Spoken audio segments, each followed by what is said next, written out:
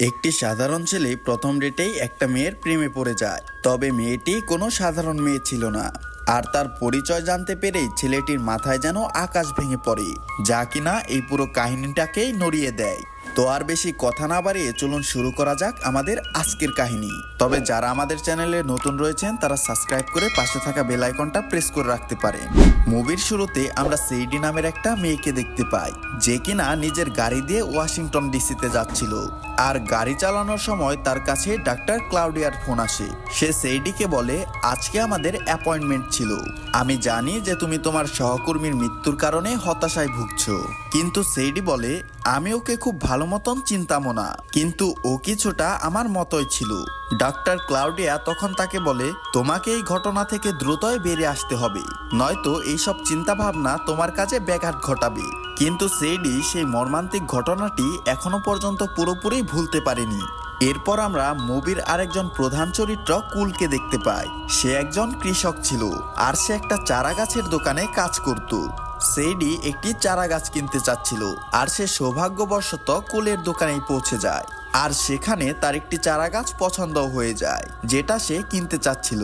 কিন্তু কোল তাকে বলে, এই চারা গাছে 2-3 দিন পর পরই পানি দিতে হবে, আর নয়তো এই চারাটি শুকিয়ে যাবে। কিন্তু সেইডি তখন বলে, আমি এমনটা করতে পারবো না, কারণ কাজের চাপে আমাকে মাসের পর মাস বাইরে থাকতে হয়। আর এইটা শুনে কোল তখন তাকে বলে, তাহলে তোমার জন্য এখানকার কোনো চারা গাছটি উপযুক্ত নয়, আর তুমি চাইলে প্লাস্টিকের চারা গাছ নিতে পারো। কিন্তু সেইডি সেই চারা গাছটি নিতে চাচ্ছিল, তবে কোল সেটা তার কাছে বিক্রি করতে চাচ্ছিল না। কারণ কোল চাচ্ছিল না যে চারা গাছটি দেখাশোনার অভাবে মারা যাক। আর এই বিষয়টি নিয়ে তাদের দুজনের মধ্যেই কথা কাটাকাটি শুরু হয়ে যায়। আর তখনই সেখানে অ্যান্ডা চলে আসে, আর সে ওই চারা গাছটি সেইডির কাছে বিক্রি করে দেয়। যখন সে চারা গাছটি নিয়ে চলে যাচ্ছিল, তখন অ্যান্ড্রা কুলকে বলে, আমি ভেবেছিলাম তুমি ওর ফোন নাম্বার নিবে। কিন্তু কোল তখন তাকে বলে, আমি এইসব করার জন্য এখানে আসিনি।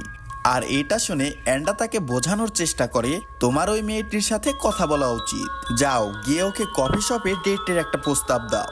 আর অ্যান্ডার কথা মতো কোল সেইডির কাছে গিয়ে তাকে কফি ডেটের প্রস্তাব দেয়। আর সেইডিও তখন কিছুটা মুচকি হেসে রাজি হয়ে যায়। এরপর তারা দুইজন কফি খেতে খেতেই নিজেদের মধ্যে কথাবার্তা বলতে থাকে। সেইডি কোলকে নিজের সম্পর্কে বলতে থাকে। সে কোলকে জানায়, কাজের কারণে আমাকে ভিন্ন ভিন্ন দেশে থাকতে হয়। আর কোল তখন বলে, আমি ফার্মেসির সাথে সাথে ইতিহাস নিয়ে পড়তে বেশ পছন্দ করি।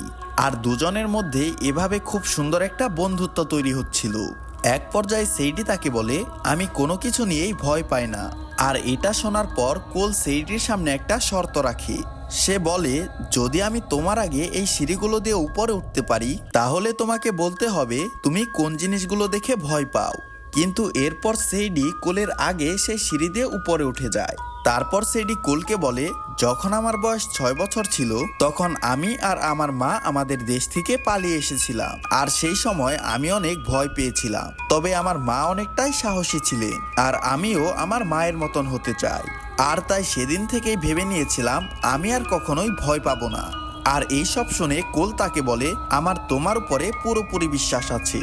রাতের বেলায় তারা দুজনে একটা ক্লাবে যায়, এবং সেখানে তারা ড্রিঙ্ক করে এবং একে অপরের সাথে মনের কথা শেয়ার করে। কোল আর সেইডি তারা একে অপরের সঙ্গ বেশ অনুভব করতে শুরু করে। আর বিশেষ করে কোল অনেক বেশি খুশি ছিল, কারণ অবশেষে তার জীবনে এমন একজন কেউ এসেছে। তাই সে বাসায় গিয়ে নিজের মা বাবাকে সেইডির সম্পর্কে বলে। কোল সেইডিকে নিয়ে অনেক বেশি মরিয়া হয়ে উঠেছিল, তাই সে সারাক্ষণ সেইডিকে মেসেজ করতে থাকে। আর এইসব দেখে তার বাবা মা তাকে বোঝাতে থাকে, তোমার সারাক্ষণ সেইডিকে মেসেজ করা উচিত নয়। আর এতে কোল বলে, ঠিক আছে, এখন থেকে আর আমি এমনটা করব না। কিন্তু তবু সে সেইডিকে মেসেজ করতেই থাকে। কিন্তু সেইডির পক্ষ থেকে কোনো রিপ্লাই না আসার কারণে কোল অনেক বেশি চিন্তিত হয়ে পড়ে, আর তার কোনো কাজেই মন বসছিল না। তখনই কোলের মনে পড়ে যায় তার ইনহেলারটা সেইডির কাছেই রয়েছে, আর সে নিজের ইনহেলারের সাহায্যে সেইডিকে ট্র্যাক করে। আসলে কোল নিজের ইনহেলারে ট্র্যাকার লাগিয়ে রেখেছিল, আর তাই সে খুব সহজেই সেইডিকে ট্র্যাক করে ফেলে। আর সেইডির অবস্থান দেখাচ্ছিল লন্ডনে। কোল কখনোই নিজের দেশের বাইরে যায়নি, কিন্তু তার মা বাবা তাকে বলে, তোমার সেইডির কাছে গিয়ে তাকে সারপ্রাইজ দেওয়া উচিত। আর যেই কথা সেই কাজ, কোল নিজের মায়ের কথা মতো লন্ডনে চলে যায়। কিন্তু এয়ারপোর্টে কিছু লোক তাকে নিজেদের সাথে করে নিয়ে যায়। তাকে একজন লোক ট্যাক্সম্যান বলে ডাকে। সে কোলকে বলে, তুমি তুরস্কে আমাদের ডেলিভারি থামিয়ে দিয়েছিলে, আবার বার্লিনে আমাদের লোকদেরকে মেরেছো, আর এখন পাসপোর্টে ঝামেলা। জানি না আমাদের লিডার কেন সবসময় তোমার কথা বলতে থাকে। এই সব শুনে কোল সেই লোকটাকে বলতে থাকে, আমি কোনো ট্যাক্সম্যান নই, বরঞ্চ আমি তো হচ্ছি একজন সহজ সরল কৃষক। আমি লন্ডনে এসেছি আমার প্রেমিকাকে সারপ্রাইজ দেওয়ার জন্য, কিন্তু তোমরা আমাকে না জানিয়ে কেন উঠিয়ে আমাকে এখানে নিয়ে এসেছো। সেই লোকটি তখন তাকে বলে, এখন তোমার আর কোনো বাহানায় চলবে না, কিন্তু তুমি অনেক ভালো অভিনয় করতে পারো। এতক্ষণের জন্য আমাদের মনে হয়েছিল হয়তো তুমি সত্যি বলছো। কোল তখন বলে, আমি সত্যি বলছি, আর তোমরা চাইলে আমার পাসপোর্টটাও চেক করতে পারো। কিন্তু সেই লোকটি কোলের আর কোনো কথাই শোনে না এবং তাকে অত্যাচার করার জন্য তার উপর একটা পোকাও ছাড়তে চাচ্ছিল। আর তখনই সেইডি পেছন থেকে এসে সেই লোকটাকে মেরে ফেলে। আর তারপর সেইডি কোলকে একটা বন্দুক দেয় এবং বলে, আমাকে বাদ দিয়ে আর বাকি সকলের উপর গুলি চালাতে থাকো। কোল তো কিছুই বুঝতে পারছিল না, তাই সে সেইডিকে জিজ্ঞেস করে, এখানে আসলে হচ্ছেটা কি, আর এই লোকগুলোই বা কারা। এতে সেইডি তাকে বলে, এরা হচ্ছে খারাপ লোক, আর এরা আমাদের এজেন্টের জন্য ষড়যন্ত্র করছিল, কিন্তু তুমি এর মধ্যে ফেঁসে গিয়েছো। এরপর সে কোলকে নিজের সম্পর্কে বলে। সে বলে সে হচ্ছে একজন সিআইএ এজেন্ট। আর এটা শুনে তো কোল অবাক হয়ে যায়। সে তাকে জিজ্ঞেস করে, এই ট্যাক্সম্যানটা আবার কি, আর তারা আমাকে কোন ট্যাক্সম্যান ভাবছে। সেইডি এটা শুনে অনেকটা রেগে যায় আর তাকে বলে, তাদের কি মনে হয় তাদের ষড়যন্ত্রে আমি ফেঁসে যাব? আর এখান থেকে আমরা জানতে পারি আসলে ট্যাক্সম্যান আর কেউই নয়, ট্যাক্সম্যান সেইডি নিজেই ছিল। আর এরপর এক এক করে সকল গুন্ডাদেরকে তারা মেরে ফেলে। এখানে আমরা খুব রোমাঞ্চকর একটা ধাওয়া পাল্টা ধাওয়া দেখতে পাই, যেখানে সেইডি একটা বাস চালাতে চালাতে সকল গুন্ডাদের মারছিল, কিন্তু তখনই একজন গুন্ডা সেই বাসের ভেতরে চলে আসে আর সে সেইডিকে মারতেই যাচ্ছিল। এমন সময় কোল সেইডিকে বাঁচিয়ে নেয়। তারা দুইজন নিজেদেরকে বাঁচিয়ে গুন্ডাদেরকে রেখে সামনের দিকে এগিয়ে যায়। তারপর কোল সেইডিকে বলে, তুমি মিথ্যাবাদী। কিন্তু সেইডি তখন তাকে বলে, আমি মিথ্যাবাদী নই, আমি তোমার সাথে এমন এমন কথা শেয়ার করেছি যেগুলো আমি আজ পর্যন্ত কারোর সাথে শেয়ার করিনি। তখন কোল তাকে বলে, আসলেই কি তুমি আমাকে তোমার কাজ সম্পর্কে যা বলেছিলে সেইগুলো কি সত্যি ছিল? তখন সেইডি তাকে বলে, না, আমি আমার কাজ সম্পর্কে তোমাকে মিথ্যে বলেছি। এখানে কোল তাকে বলে, আমি কতটা বোকা ছিলাম, আমি তোমার মতন একটা মিথ্যাবাদী মেয়েকে বিশ্বাস করেছি। আর আমার তো মনে হয় যে তোমার সহকর্মীর ঘটনাটিও মিথ্যে ছিল। আর এতে সেইডি তাকে বলে, আমি আমার সহকর্মীকে মেরে ফেলেছিলাম কারণ সে এই শত্রুদের সাথে হাত মিলিয়েছিল।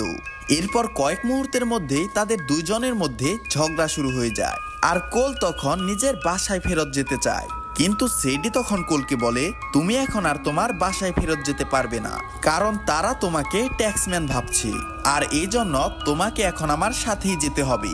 তারপর তারা দুজন পাকিস্তানে যায়, যেখানে তারা মার্কো নামের একটা লোকের সাথে দেখা করে। মার্কো বলে, গুহায় যখন মারামারি হচ্ছিল তখন আমারই বোঝার উচিত ছিল সেটা তুমি ছিলে। তারা অ্যাস্ট্যাক চুরি করেছে। আসলে অ্যাস্ট্যাক হচ্ছে একটা বায়োকেমিক্যাল হাতিয়ার, আর সেটা চুরি করার সাহস কেবল একজনেরই আছে, আর সে হলো লেভেক। লেভেক ফ্রান্সের গোপন এজেন্টদের জন্য কাজ করত, আর সে বেশিরভাগ সময় মরুভূমির ময়দানে কাটিয়েছিল। আর কিছুদিন পর সে নিজের জন্য কাজ করা শুরু করে দিয়েছিল, যেখানে অবৈধ হাতিয়ার কেনা এবং খুন করা তার জন্য স্বাভাবিক হয়ে গিয়েছিল। আর তাই যদি তাকে ধরতে চাও তাহলে সাবধানে থেকো, কারণ সে খুবই ভয়ঙ্কর একজন লোক। এইসব শোনার পর সেইডি তখন তাকে বলে, আমার তাকে ধরার জন্য তোমার লোকদের সাহায্য প্রয়োজন। কিন্তু তখনই একজন লাল শার্ট পরা লোক মার্কোকে পেছন থেকে গুলি করে দেয়।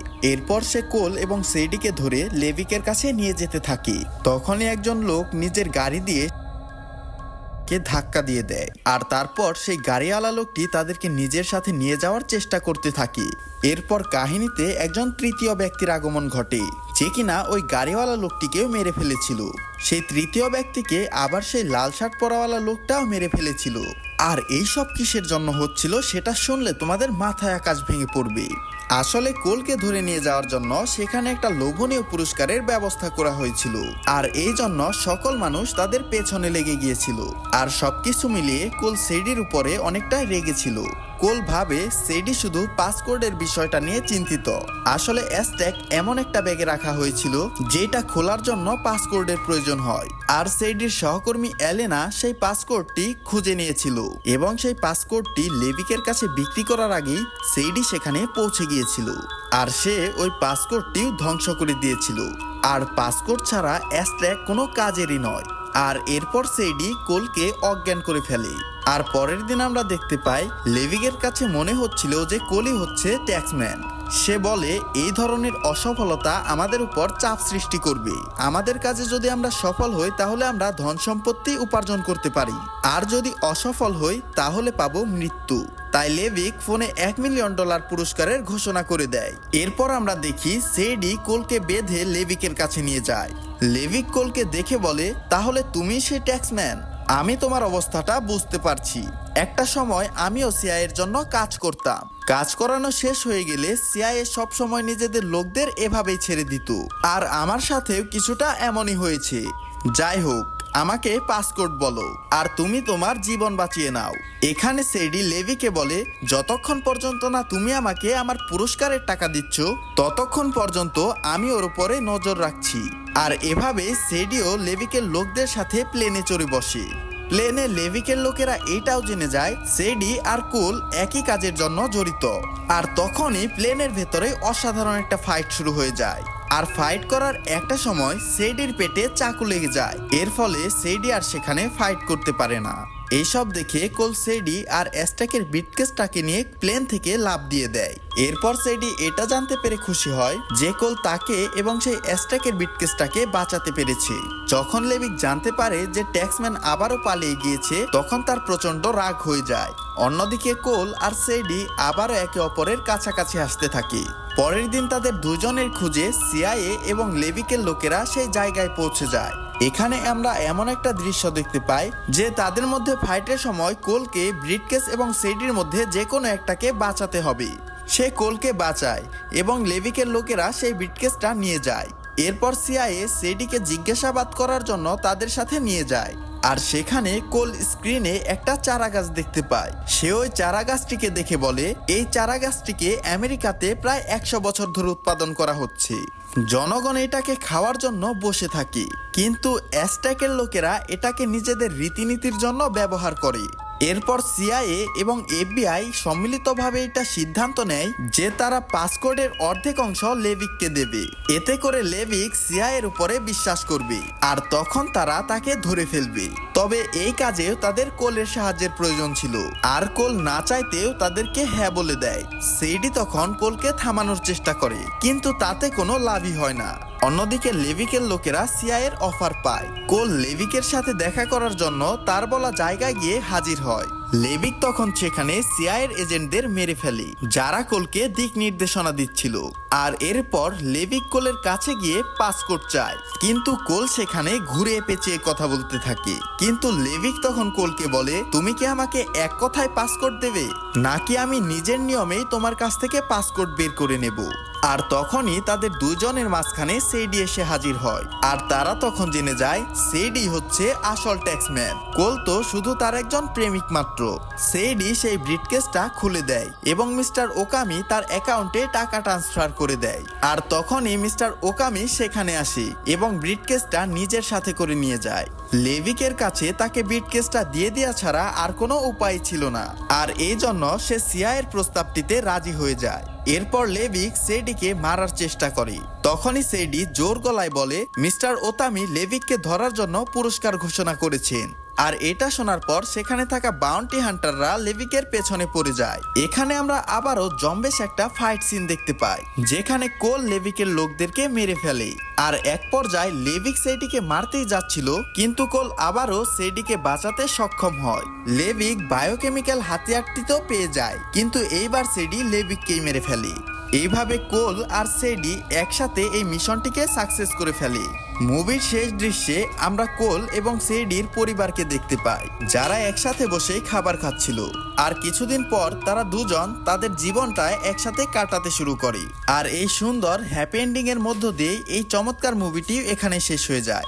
তো আপনাদের যদি আমাদের ভিডিওটা ভালো লাগে তাহলে আমাদের চ্যানেলটা লাইক করে সাবস্ক্রাইব করে পাশে থাকা বেল আইকনটা প্রেস করে রাখতে পারেন। ধন্যবাদ।